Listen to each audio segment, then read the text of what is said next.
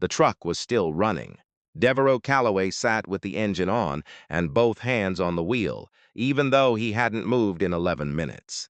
He'd watched the dashboard clock tick from 6:49 to 7 line without doing anything about it. The rental was a plain gray sedan. His assistant had tried to book him something with leather seats, and he'd said no, just get me something that drives. She'd looked at him the way people on his staff sometimes did, trying to decide if he was being humble or difficult, and he'd let her wonder. Outside the window, Muhlenberg County was waking up slow.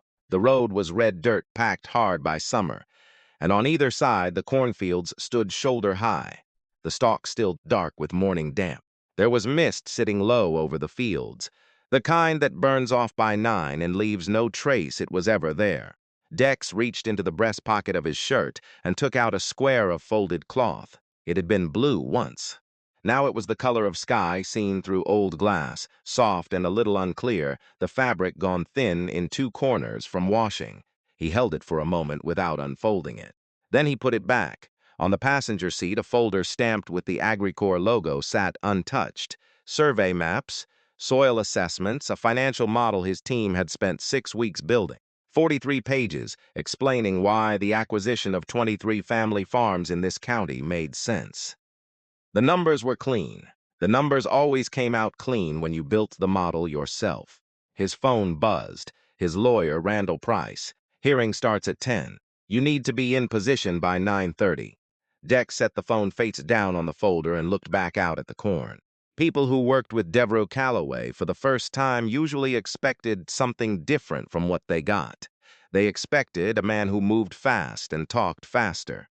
What they got was a man who showed up in a rental sedan and took a long time answering simple questions, not because he didn't know the answers, but because he thought answers deserved the weight of being considered before they were handed over.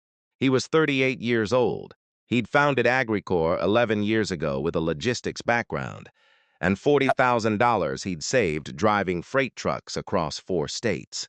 The company now had 400 employees, contracts in 19 states, and a valuation that had crossed $290 million the previous spring. The business model was straightforward in the way hard things sometimes look straightforward from the outside. AgriCorps acquired struggling farmland, transitioned it to automated precision agriculture, and delivered yields conventional family operations couldn't match on their best years. It worked. The numbers proved it worked. He never put photos on his office walls. He drove himself most places. He ate at diners where the coffee had been sitting since morning and never sent it back. His mother, Cesis, had raised him in a rented apartment in Louisville's West End on a housekeeper's salary, with a particular combination of warmth and expectation he had spent his adult life trying to deserve.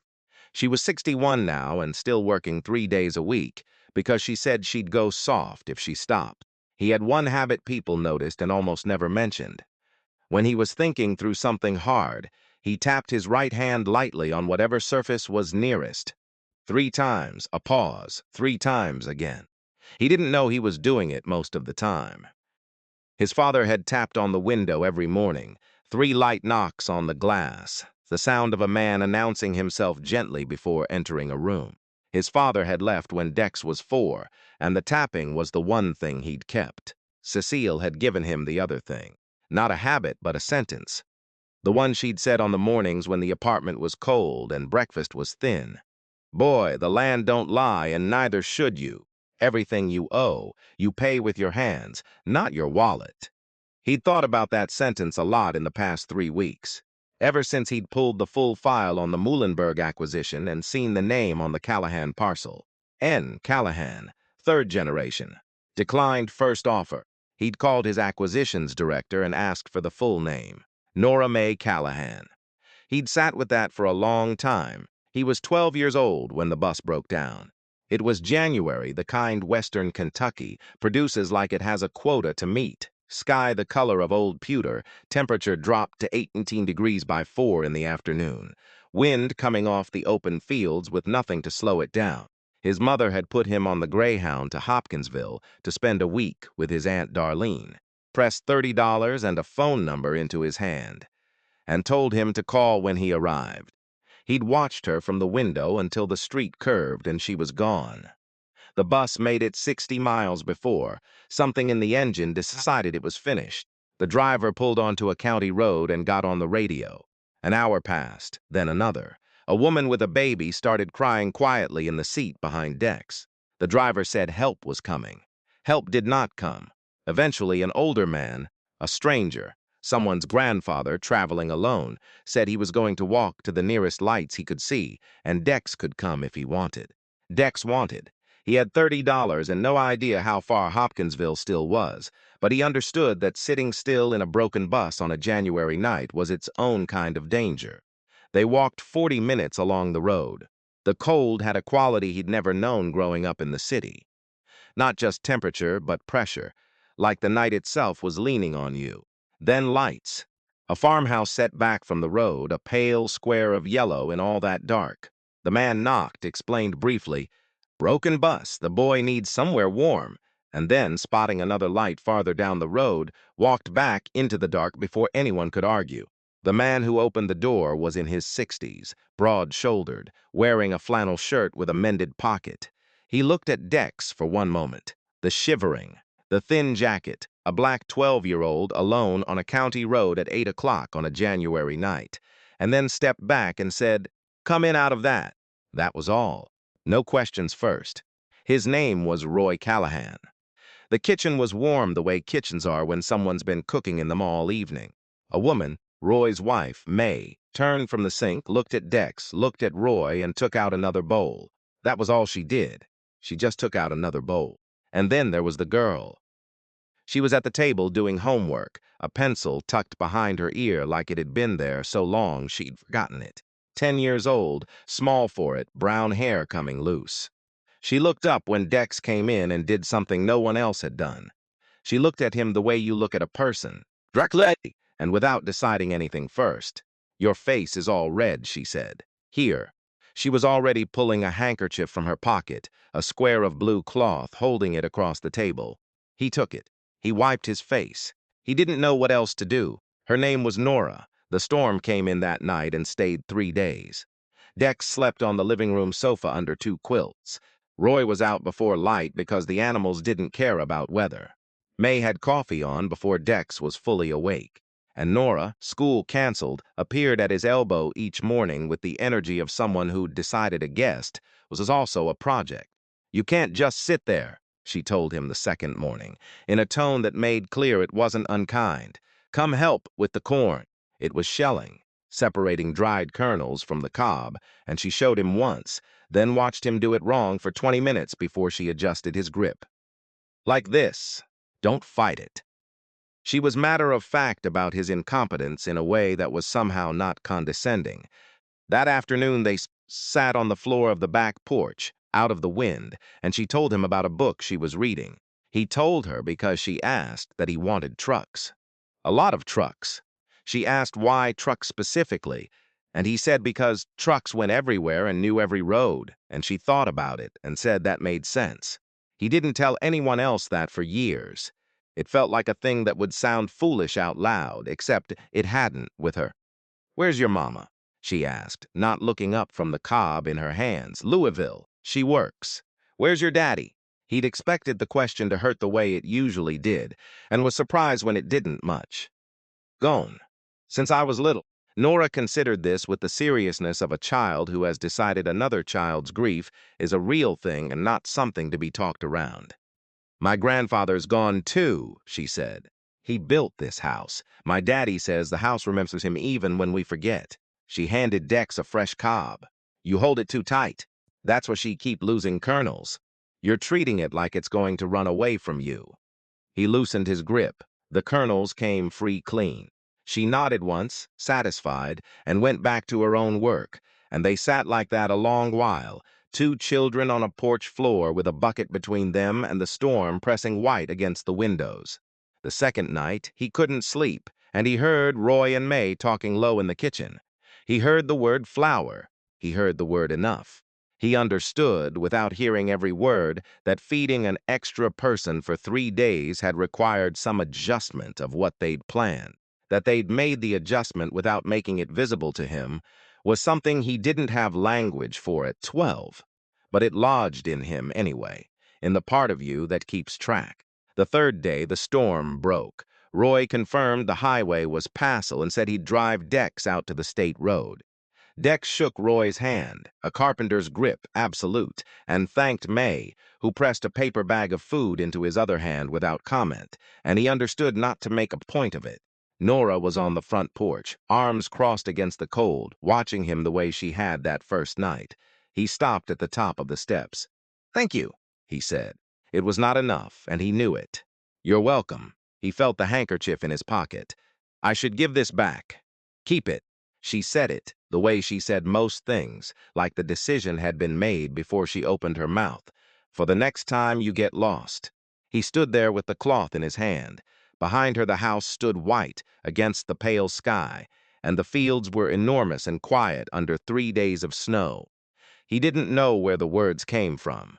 He was 12. He hadn't slept well in 3 nights, and something about all of it made him say the true thing instead of the careful one. "When I have something," he said, "when I build something, I'm going to come back and marry you." He braced for the laugh. She didn't laugh. She looked at him 3 full seconds, a long time when you're waiting, and said, "You can't even shell corn right." "I'll learn," Roy's horn sounded. Dex went down the steps and looked back once from the bottom, and Nora raised one hand, not quite a wave, more an acknowledgement, and that was the last he saw of her for 26 years. He drove to the county seat now with the folder on the seat and the handkerchief in his pocket. The mist had lifted. The morning had gone gold and warm. He'd known Nora Callahan was in that building before he'd read a single page of the file. He'd asked for the full name because he needed to be certain, and when it came back, he'd sat in his office a long time looking at nothing. He had not told Price. He had not told anyone.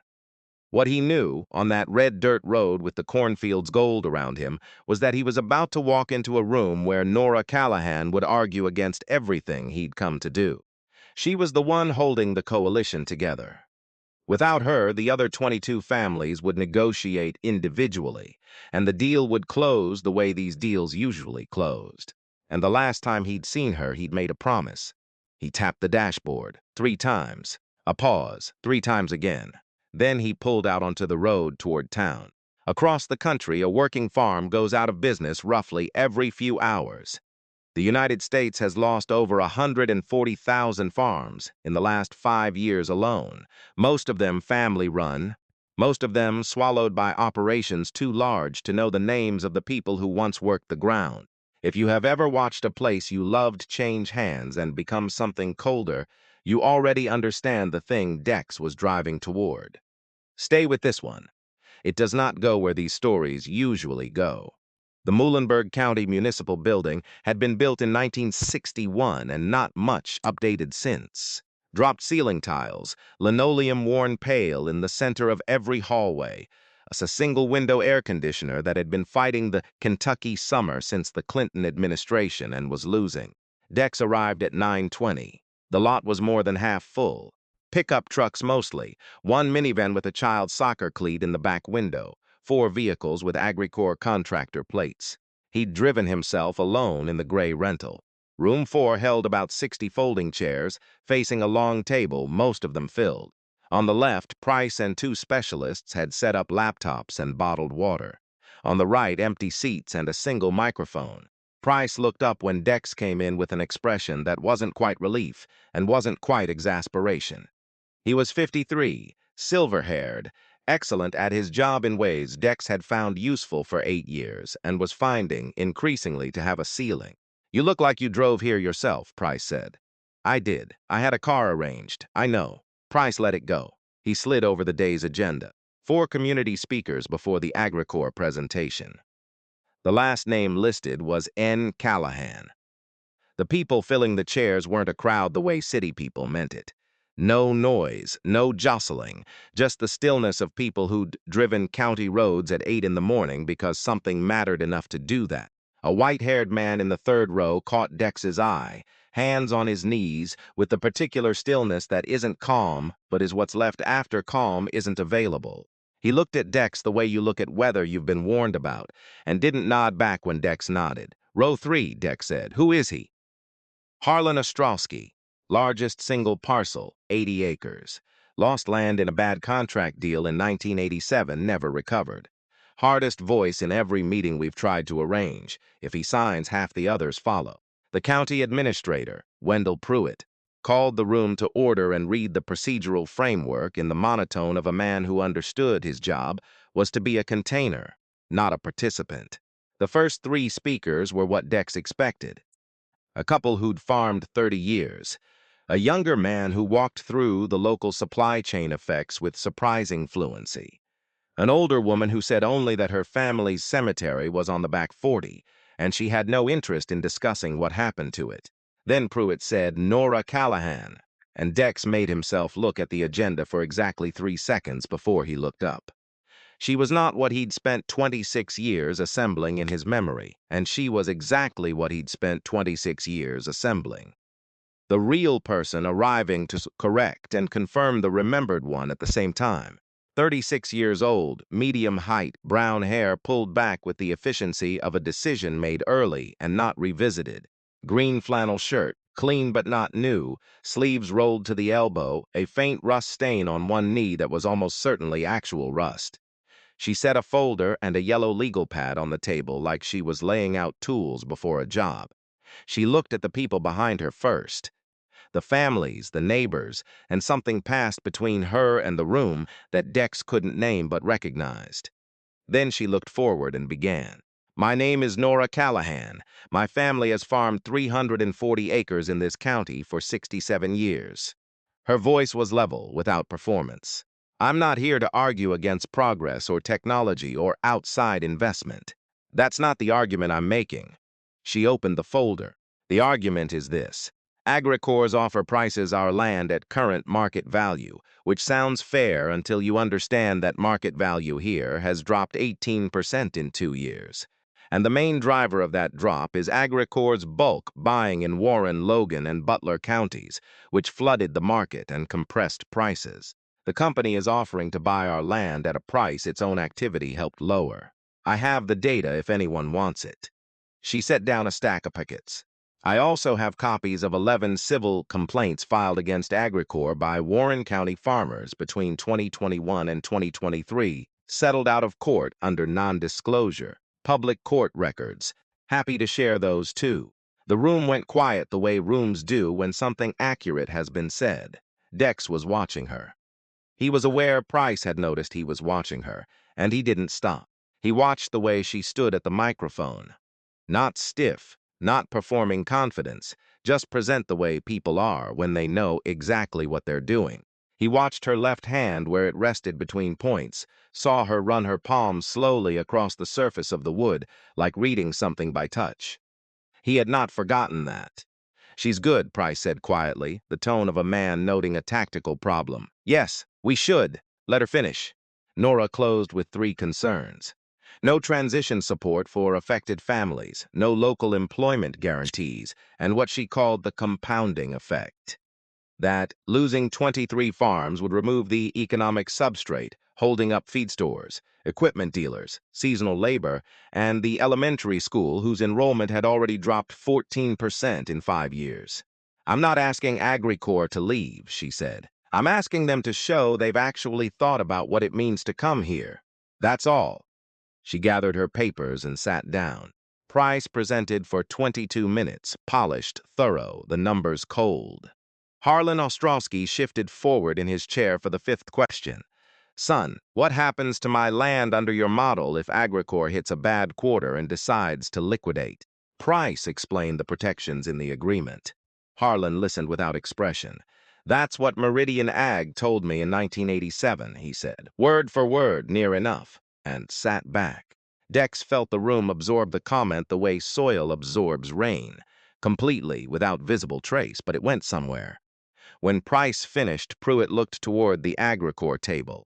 Mr. Calloway, anything to add? Dex stood. He didn't look at his notes. I want to address Warren County.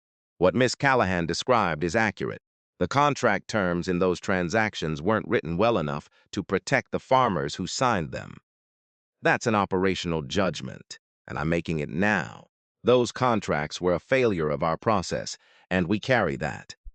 Price's pen stopped moving. The room was more alert now, the way a room gets when something unexpected has happened and people are deciding what to do with it.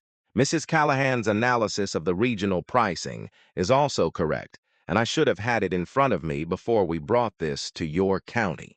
The fact that I didn't is a problem I intend to fix, starting with this conversation. He paused.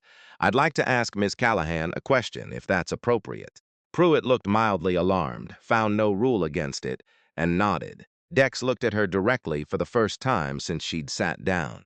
You said you want to know if we've thought about what it means to come here. I'd like to know what a version of this arrangement would look like, from your perspective, that you'd actually consider. She held his gaze. He'd forgotten how she did that, looked at you without negotiating her way through the look. That's a question that deserves more than a hearing room, she said. I agree. A pause. Something moved through the room that wasn't quite sound. I also think, Dex said, quieter now, that we may have met before, a long time ago.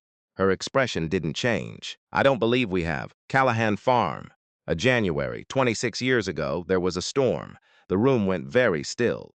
Nora looked at him for 5 full seconds, then down at the legal pad, then back up.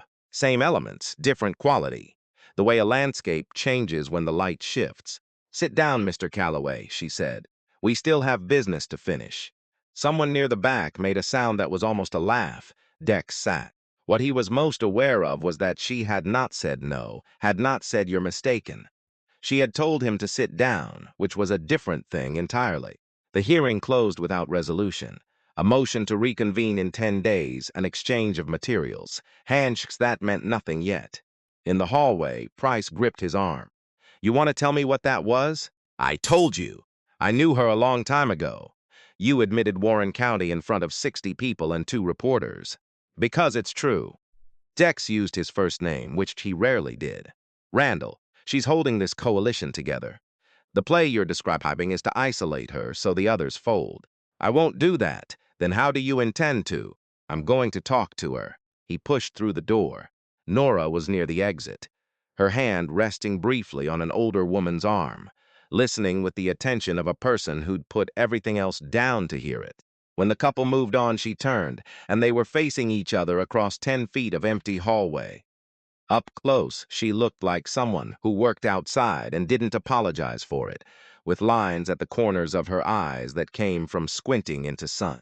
You actually remember, she said. Not a question, everything. She studied him. Not unfriendly, not warm, honest, the way a level is honest. You've built something, yes. And now you've come back, yes. Something moved at the corner of her mouth. You still can't shell corn, she said, and pushed through the door and was gone. Dex stood in the empty hallway and became aware he was tapping his hand against his thigh. 3 times, a pause. 3 times again. He stopped and went out after her into the heat. Price called at 7 the next morning. Dex was already up. The concrete outside room Sav 7 of the Muhlenberg Motor Inn, where the ice maker ran all night and the curtains let in the parking lot light. He'd slept 4 hours. We go around her, Price said. Approach the other 22 individually. Ostrowski's the key. If he moves, the older landowners follow. No, you're letting a personal connection compromise a $200 million strategy. I'm letting a personal connection remind me the strategy has a problem. If the only way to close this is to isolate the one person who did her homework, then the deal has a structural problem we should have caught 6 months ago. He stood. I'm going to go talk to her, as myself. He drove out without calling ahead. He'd picked up the phone twice and put it down, because calling would give her the chance to tell him not to come, and if she did, he wouldn't be able to go, and he needed to go. The farm was 11 miles out. The last 4 on roads maintained just enough to stay passable. He turned at a mailbox with Coquelin in peeling reflective letters and drove up a lane lined with fence posts, replaced one at a time over the years, some weathered gray, some newer brown, one bright pressure-treated green that must have gone in recently. The house was white clapboard, 2 stories, paint good, where it had been done last and waiting its turn elsewhere. He came around the side toward the back and heard wood being worked. A rhythmic rasping. Nora sat on the porch steps with a chair leg across her knees and a piece of sandpaper in her hand. She hadn't heard him.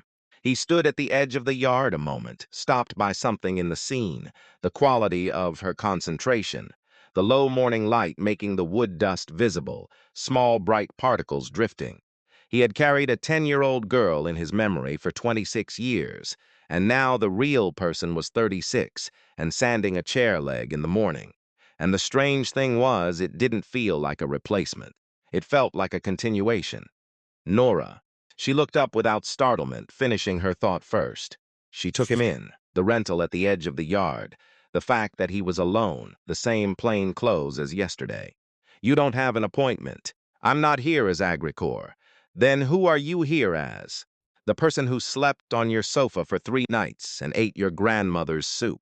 She ran the sandpaper once more along the grain and stood. It's hot out here. Come in. The kitchen was the same kitchen. Not literally, but things had been same orientation of light, the same sense that the table was the actual center of the house. She filled 2 glasses with iced tea and put one in front of him without asking. For a moment neither of them spoke, and it was not an uncomfortable silence. It was the silence of 2 people who'd each been carrying something a long time, and were now in the same room with it. I remembered you, Nora said finally. Not a confession, just information. I want to say that clearly. I remembered you. I know. When did you know it was me? When you saw the file? When I saw N. Callahan. I asked for the full name to be sure, and then I didn't tell anyone. Why not? Because I didn't know what it meant yet, and I didn't want anyone else deciding what it meant before I did. That's a careful answer. It's a true one. He turned his glass on the table. You don't seem surprised, any of this. In the hearing room, you looked at me like you'd been expecting me. Nora was quiet a moment. Then she stood, crossed to a drawer in the kitchen hutch, and came back with something small, wrapped in a piece of brown paper, soft from handling. She set it on the table between them and unfolded it. It was a photograph, faded, the corners worn round. A boy of 12, standing at the bottom of porch steps in a too thin jacket, snow behind him, looking back over his shoulder at whoever was holding the camera. Dex had no memory of it being taken. My mother took that the morning Daddy drove you out, Nora said. She kept a camera by the door for the animals, the weather, things she wanted to remember. She took your picture because she said a boy who'd walk all night in 18 degrees rather than freeze on a bus was a boy who'd amount to something, and she wanted proof she'd seen it first. A pause. When Agricor's first letter came, 8 months ago, it had a photo of the company founder on the second page. I'd had your face on my refrigerator since I was 10 years old. I knew before I finished reading the letter. Dex looked at the photograph. The room was very quiet. Outside, a dog barked once far off and stopped. You knew, he said, all of it, before the first hearing. I knew the boy I fed grew up to be the man trying to buy my county, yes. She refolded the paper around the photograph with the same care she'd unwrapped it. So you'll understand why I didn't trust the timing. A man doesn't accidentally circle back to the one person who'd have reason to give him the benefit of the doubt. I had to find out whether you came back as the boy or as the company. That's what these 2 weeks have been. For me. And the answer?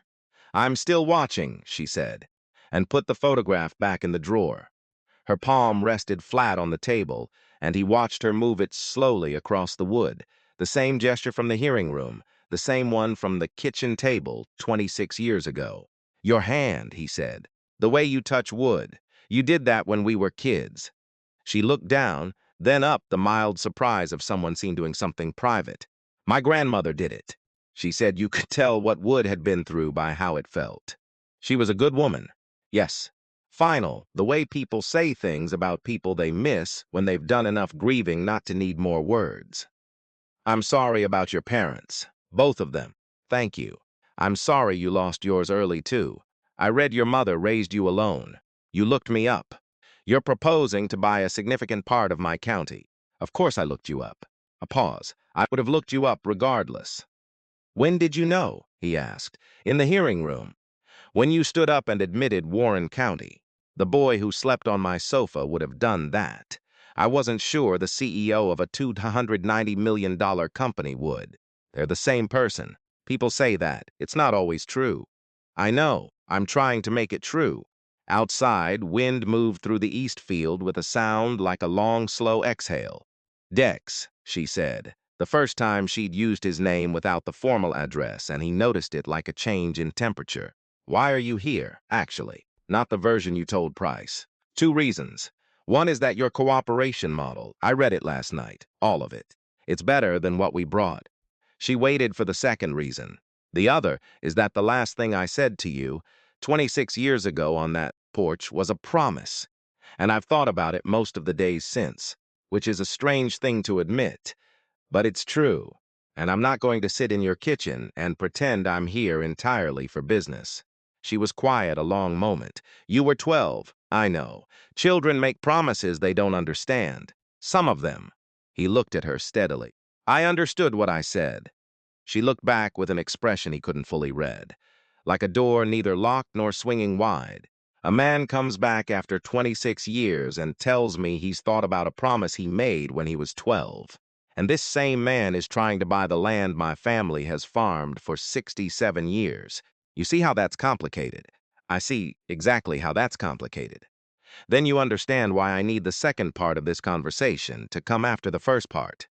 Not during it, not instead of it. That's why I'm here. To work on the first part. She stood, went to the counter, and came back with a thick folder, worn at the corners, tabbed with color-coded notes. On the front, in her handwriting, Muhlenberg Cooperative Model, Working Draft. This is the full version. 4 months of work, if you're serious, Rezes. Not Price. You. Her voice acquired a precise edge. If you come back with a counteroffer that guts the land protections or drops the revenue share below 50%, I'll know you came for second reason and not the first, and we'll be done talking, and the people in this coalition are not leverage.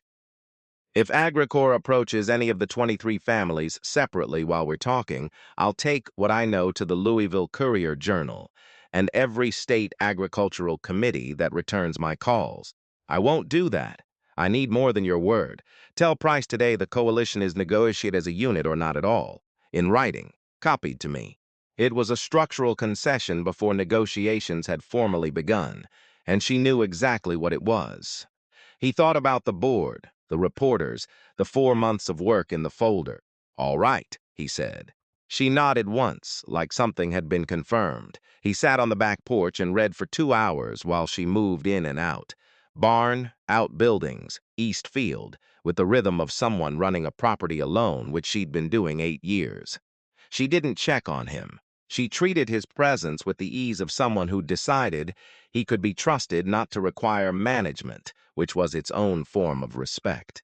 The folder was extraordinary, not the way business documents are when built to impress, but the way something becomes extraordinary when made by a person who understands the subject completely and isn't performing it. 3 modeled scenarios, comparative data from Iowa, Minnesota, Ontario, 7 specific contract provisions she proposed replacing with language she'd drafted herself.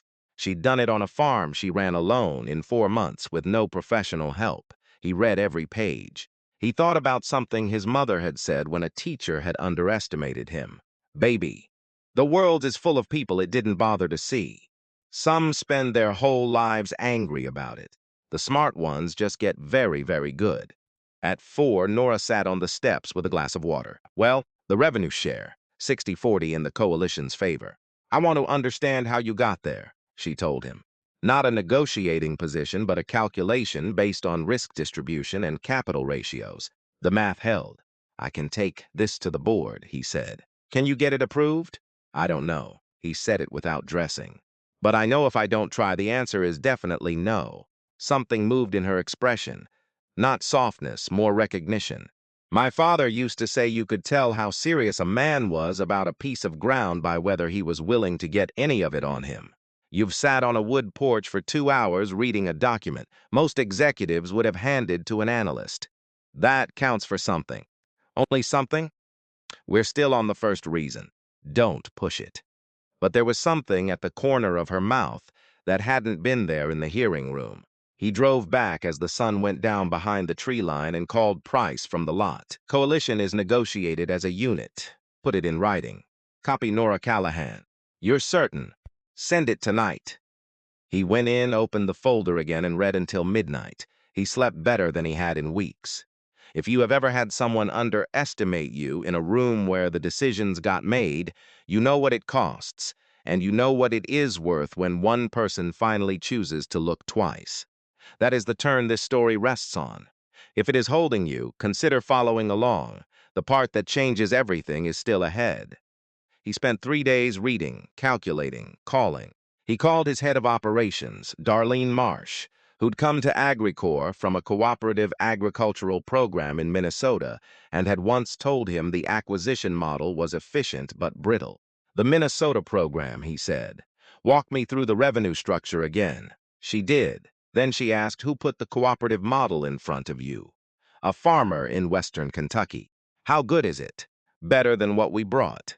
He had 2 agricultural economists review the methodology without naming the source. Both said it was sound. One called it the clearest cooperative model he'd seen come out of a rural county in a decade and asked where it came from. Dex thanked him and didn't answer. On the 3rd day, he drove to the South Barn, where Nora was building a housing for an irrigation controller that kept failing in the humidity. Did you have questions about the spreadsheets? She asked, not looking up. 1. He showed her his phone. Your year 3 yield projection assumes a 15% efficiency gain. I want to understand the basis. University of Kentucky Extension Study 21 Comparable Soil Profiles. 15% is their conservative estimate. I used conservative, I read it. I read everything I cite. That wasn't a challenge. I'm trying to understand how you work. She picked up the screwdriver. Why does it matter how I work? He sat on an overturned crate. Because I'm going to stand in front of a board in Nashville and explain why AgriCorps should restructure its acquisition model based on a proposal from a farmer in western Kentucky. When someone asks how confident I am in the analysis, I want to say I understand it completely. Not that I had it vetted, that I understand it. She worked in silence a moment. The barn was cool relative to the 91 degrees outside, smelling of old wood and clean oil. A barn swallow crossed the open space near the rafters and was gone. My father had a saying, she said. You could tell how serious a man was about ground by whether he was willing to get any on him. You've been in this county 4 days. You haven't spent a lot of time in air conditioning. Is that the test? One of them. What are the others? He thought honestly. Whether you do what you said. Whether you tell the truth when it's inconvenient. Whether you're the same person in the barn as in the hearing room. That's a reasonable list. How am I doing? She didn't answer right away, which he'd learned meant she was actually thinking. You admitted Warren County in public. You told Price no. You read the full model yourself. You're doing better than I expected. What did you expect? A man who came here with his mind made up and wanted the conversation to feel like it mattered. And now? She looked at him directly. Now I think you came with your mind mostly made up and the conversation actually changed some of it. Which is different. It was an accurate description of what had happened, and the accuracy landed somewhere specific. Can I ask you something? He said.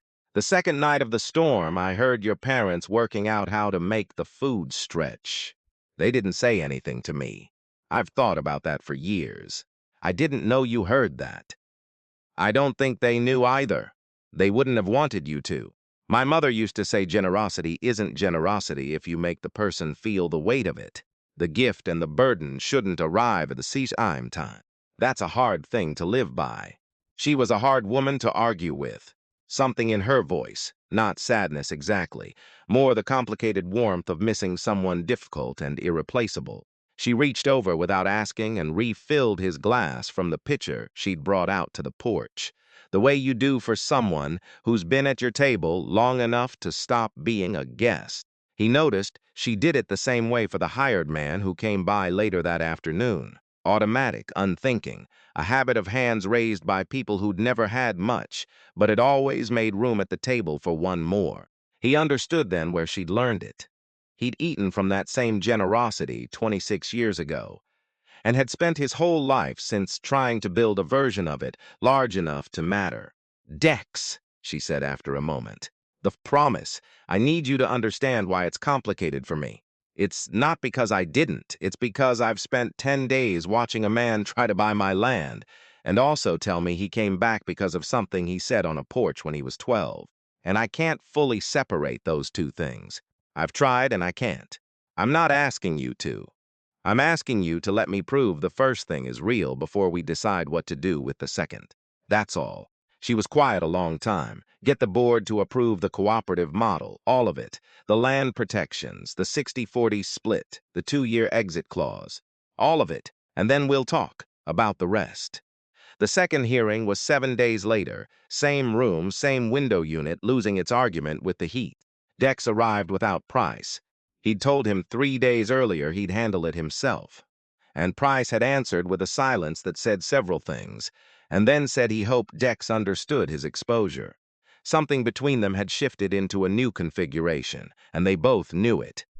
Dex stood at the front and presented the cooperative model as a joint proposal, Nora's framework and Agricor's operational input, and said explicitly that the framework had originated with the coalition, attribution direct and without qualification, no land acquisition, long-term cooperative agreement, precision infrastructure provided by Agricor, 60% of net revenue to the families, 40 to Agricor, 2-year exit clause, no penalty. Contract language revised from the Warren County version, every change documented. He took questions for 40 minutes. Harlan Ostrowski waited until most were done. Mr. Calloway, what happens to the cooperative if Agricor goes under? It was the best question in the room, and Dex had spent 2 days on the answer. The infrastructure on your land becomes yours. Full title transfer. We're establishing backup relationships with 3 regional buyers. So if Agricor's involvement ends for any reason, the coalition keeps the market channel. You'd lose the partnership. You wouldn't lose the physical investment or the relationships. Harlan looked at him a long moment, not warmly, but with real consideration, the kind that means someone is running the numbers in his head. I want that in writing, specific, line items, not general language. You'll have it. Harlan didn't leave at the end the way he had the first time. He stood near the door and when Dex came through, extended his hand. I'm not signing anything yet. I know. But I'm listening. That's all I'm asking. Harlan held the handshake a beat longer than necessary, studying him. I'll be honest with you, he said, when you walked. In that first day, I had you figured. City money. Somebody who'd never had dirt under his nails telling us what our own ground was worth. He let go of Dex's hand. I was wrong about the part where you wouldn't listen. I'm reserving judgment on the rest. That's fair, Dex said. I'd reserve judgment, too.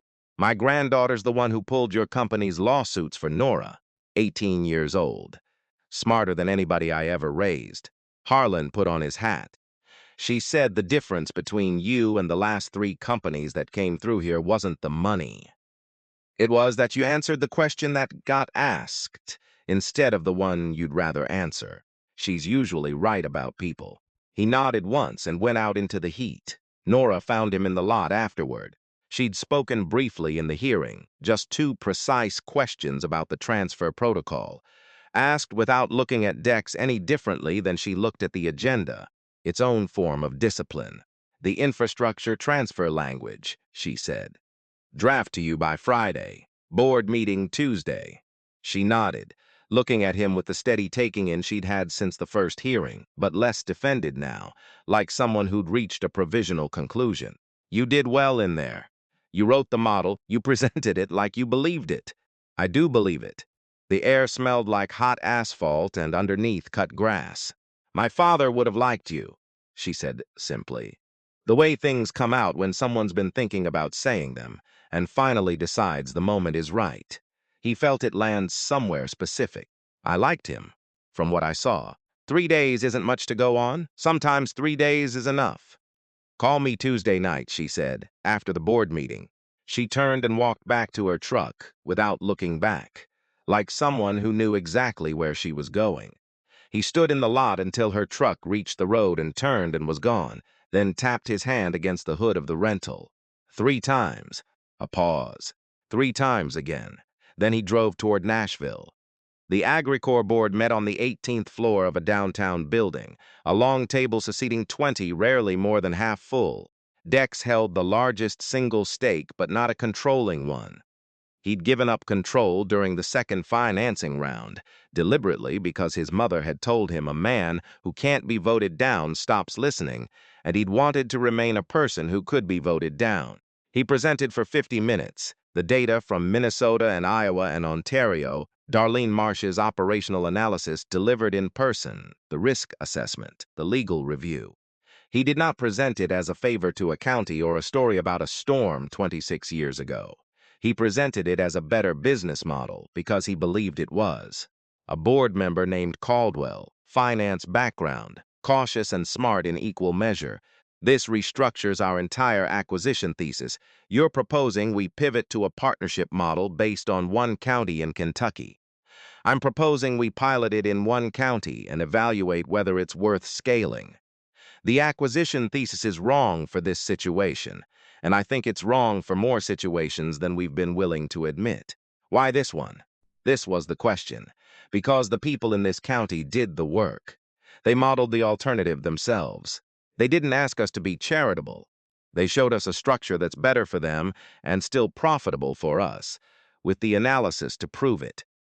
When the people across the table have done their homework better than we have, the right response isn't to find a way around them. It's to take them seriously, he added, because it was also true. The acquisition model generates lawsuits. 11 settled in Warren County alone. This model generates partners instead of plaintiffs. That's worth something we haven't been pricing. The vote came after 30 more minutes. 4-3 to pilot the cooperative model in Muhlenberg County, 6-month evaluation, quarterly reports from Dex personally. Not a mandate, but enough. Price, who held a board seat as general counsel, was one of the 3 against. He stated his concern for the record that the model created precedent the company might not contain, and Dex respected the consistency. In the hallway afterward, Price said, "You got your pilot. I voted against it. That wasn't personal. I understand. You've changed how you make decisions these last 2 weeks. 8 years. I've never seen you take this kind of risk on a single transaction. It's not about the transaction. I know. That's what concerns me, and it's what I respect about it." He extended his hand. 3 weeks later, Price stepped down to join a firm that did exclusively acquisition work, an amicable departure, 2 people recognizing they were moving in different directions. Darlene Marsh took over the pilot. Dex called Nora at 8 that Tuesday night, sitting in the gray rental with the Nashville skyline, going from gold to blue. She picked up on the second ring. 4-3, he said. It passed. A silence. He let it sit. He'd learned her silences were where she did her processing. All of it? The land protections, the 60-40 split, the 2-year exit clause, Harlan's transfer language line by line. All of it, another silence. You didn't water it down to get it through. No, you could have. I told you I wouldn't. He heard her breathe out, slow, and when she spoke there was something in her voice he hadn't heard in 2 weeks of hearings and porches. A brief unguarding, composed again almost at once. "Thank you," she said. "You did the work, Nora. I just carried it into a room. You carried it into a room that could have said no and risked something to do it. Don't make it smaller than it was. When do you come back?" "Friday to start the implementation paperwork. If that works." "It works?" A pause. "Dex, you said we'd talk. About the rest. After. We're after now." His chest did something. "I remember. Friday. Come early. Before the paperwork. There's something I want to show you." She hung up before he could answer, which he was learning was simply how she ended conversations she'd decided were finished. He came early Friday. The corn had changed in 2 weeks, gone from deep summer green to the first real gold of its turning. The leaves drying at the edges, the whole field carrying the light of a Kentucky September, even though it was technically still August. The air was drier, with the faint smell of things beginning to cure. Nora was on the front porch with 2 mugs of coffee, which surprised him. She'd only ever given him iced tea. She handed him one without comment and started walking, and he followed, out past the barn, along the edge of the east field, down a slope through a line of trees to a river. Green River, he'd learn. It ran low and slow in late summer, The water the color of weak tea, sycamores leaning over both banks with their leaves just starting to turn. There was a flat rock at the water's edge. Sat. He sat beside her, leaving a careful distance. "My father fished here every Friday evening for 30 years, she said, looking at the water. Right off this rock. He almost never caught anything worth keeping. The river's too slow, too warm in summer. But he came down every Friday anyway after the week's work, and that was how he ended the week. For 30 years. She looked at him. When you offered to buy this land, the file said 340 acres, established 1957, third generation. That's what it was to Agricor, acreage and a status. But you can't put this rock on a survey map. You can't price 30 years of Friday evenings. When you buy the land, you buy every one of those evenings, all at once, for a number, and there's no buying them back. That's the part the model never accounts for. The part I couldn't make you understand in a hearing room. You don't have to make me understand it, Dex said. I understood it before I came here. I just let the company forget I knew it. She looked at him. My mother rented the same apartment in Louisville for 20 years. When the building got bought and renovated, they priced her out. She cried for a week, and it wasn't about the apartment. It was about the kitchen window. My father used to tap on it in the mornings, 3 little knocks before he came in. He left when I was 4, but she stood at that window for 16 more years, and some part of her was still listening for those 3 knocks. When they took the apartment, they took the window. There was no buying that back either. Nora was quiet a long moment, the river moving past them. That's why you tap, she said softly. 3 times. I noticed it when we were kids. I noticed it again in the hearing room. I didn't know I did it until I was 25. It's the only thing I have of him. She set her coffee on the rock. You understand the land, then? I understand the land. He looked at the slow brown water. My mother said something to me once when I was about 15. A teacher had decided what I was before he'd read a word I wrote, and I came home angry about it. She didn't tell me he was wrong, even though he was. She said, "Baby, the land don't lie, and neither should you. Everything you owe, you pay with your hands, not your wallet." He turned the mug slowly in his hands. I thought she was telling me to work harder. It took me 20 years to understand she was telling me that whatever I built, I'd have to build with the truth in it, or it wouldn't hold. A man can buy almost anything. He can't buy the part of himself that knows the difference. Nora was quiet, watching the river. She'd have gotten along with my grandmother, she said finally. I think she would have. They sat in silence. A sycamore leaf came loose upstream and rode the current past them, turning slowly. I've thought about that promise, Nora said. More than I told you. More than I've told anyone. I was 10, and a strange boy showed up half frozen on our porch, and 3 days later told me he'd come back and marry me when he had something. Then he left, and I never saw him again, and I told myself for 26 years it was a thing a child said in the snow. Something that didn't mean anything. And now? She turned and looked at him, the morning light on her face, the lines at the corners of her eyes, looking at him the way she had across the kitchen table when she was 10, directly, without deciding anything first, except now there was a quality underneath it that had taken 26 years and 2 weeks to arrive. Now a man who built something came back, and the first thing he did wasn't to keep the promise. It was to do right by my land and my neighbors, even when it cost him something. He proved the first thing was real before he asked about the second. That's the only version of keeping that promise I'd ever have accepted. The one where you'd earned the right to ask. He didn't trust himself to say anything, so he didn't.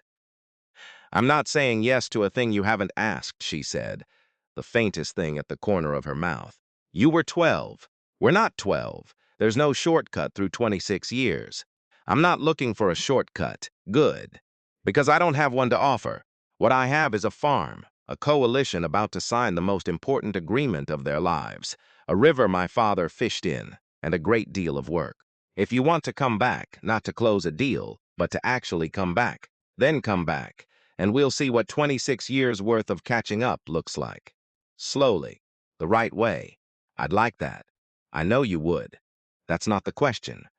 The question is whether you'll actually do it, week after week, when there's no hearing to drive down for. Dex looked at the river, then at her. "Teach me to shell corn," he said. She looked at him. "You told me 26 years ago I couldn't shell corn right. You weren't wrong. I never learned. So teach me. That's something that happens week after week with no hearing involved. We'll start there." For the first time since he'd seen her at that microphone, Nora Callahan smiled.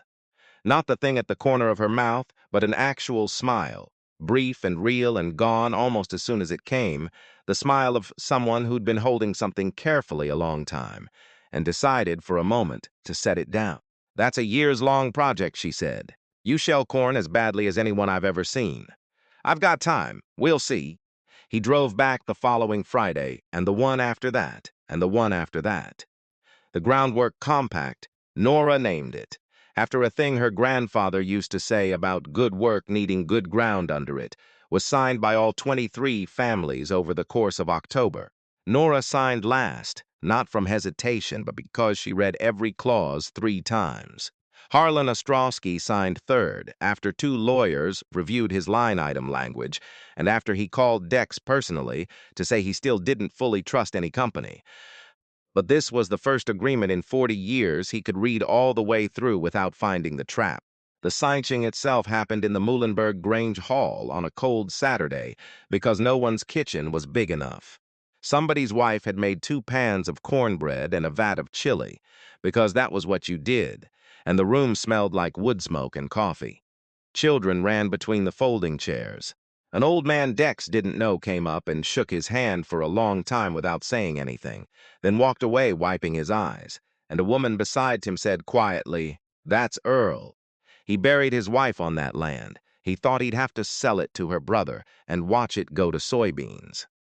Outside the windows, the first hard frost of the year was burning off the parking lot, and somebody's truck radio was playing low through an open door, and a man Dex had only ever seen scowling at the back of 2 hearings was laughing at something his neighbor said, his head tipped back, the sound of it carrying across the room.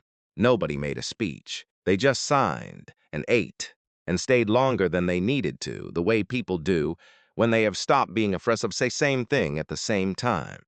By the following spring, 18 of the 23 farms showed positive net revenue for the first time in 5 years. The average family's income rose by $34,000 the first full year. 5 neighboring farms asked to join, and the board, looking at the numbers, approved expansion. 3 states reached out about the model. The 4-3 vote became, by the second year, something closer to consensus. But the numbers were never the part Dex remembered. He remembered Harlan Ostrowski's granddaughter, Marcy, 18, the one who'd pulled the lawsuits, coming on as a junior analyst for the cooperative that summer, sitting across a kitchen table from him with a legal pad, asking harder questions than most of his Nashville staff. He remembered a tenant farmer named Delgado who'd been 1 season from losing everything, and who, by the second autumn, hired 2 of his own neighbors back onto land they'd thought they'd never work again. He remembered the elementary school enrollment ticking back up. 9 students, then 14, because families that would have left had stayed. The compact didn't make anyone rich. It made them able to stay, which Dex had come to understand was a different and rarer thing, and worth more than the spread on any acquisition he'd ever closed. He kept coming back on Fridays. He learned to shell corn, badly at first, then adequately, then with something approaching competence, sitting on the back porch in the long evenings while the work of the week settled and the light went gold across the east field. They didn't talk much during it. They didn't need to. 26 years, it turned out, could be caught up on slowly, a Friday at a time, without ever quite naming what was being built. On a morning in late September, 4 months after the first hearing, Dex was loading his bag into the rental to drive back to Nashville when Nora came out onto the porch with something in her hand. A handkerchief, pale blue cloth, hemmed by hand new. "The old one's about worn through," she said. "I've seen you take it out. It's down to threads in the corners." He took it, looked at it in his hand, then at her. "Do you know what the old one did for me, all these years? Kept you warm that January. Reminded me that somebody once thought I was worth keeping warm. On the days when nobody else seemed to, I'd take it out, and I'd remember that a 10-year-old girl in the snow decided I mattered before she had any reason to. He folded the new handkerchief and put it in his breast pocket, next to the old one. I'm keeping both. Nora looked at him, then out at the east field, at the corn gone golden rustling in the morning wind, and when she looked back there was no assessment in it anymore. Just a person looking at another person, she'd decided, somewhere along the line, to trust. Drive safe, she said, and learn to shell corn faster. You're still slow. I'll keep working on it. I know you will. And then, as he opened the car door, Dex, next Friday, come early. There's no paperwork left to do. Just come early. He understood what she was saying. He understood it completely. He started the engine and looked at her once through the windshield, and she didn't wave. She never waved, but she held his gaze a moment before she turned and walked back toward the field with the corn gold around her and the morning long and quiet ahead. He drove out the lane, past the fence posts replaced one at a time over the years, gray and brown and one bright green, each one put in by someone who intended to stay. He thought about that as the farm shrank in his mirror, that a fence built all at once by a contractor in a single afternoon was just a fence. But a fence built one post at a time over 67 years, each post going in the season the last one finally gave out, was something else. It was a record of every year somebody had decided to keep the place. You couldn't buy that. You could only earn the right to add a post of your own. In his breast pocket were two handkerchiefs, one worn to threads and one brand new, and ahead of him a long red dirt road and the rest of a thing that had started in a snowstorm 26 years before and was at last only just beginning. He drove with the window down, the smell of cut hay and turning corn coming in warm, and somewhere around the county line he caught himself tapping the wheel. 3 times, a pause, 3 times again. And this time, for the first time he could remember, he let it go on and did not stop. It is a strange thing how the smallest kindness keeps the longest interest. A girl handed a freezing boy a square of cloth and thought nothing of it, and 3 decades on it had grown into a thing that kept 300 families on their land. Maybe that is the only return worth counting, not what you take from the ground, but what you leave standing in it.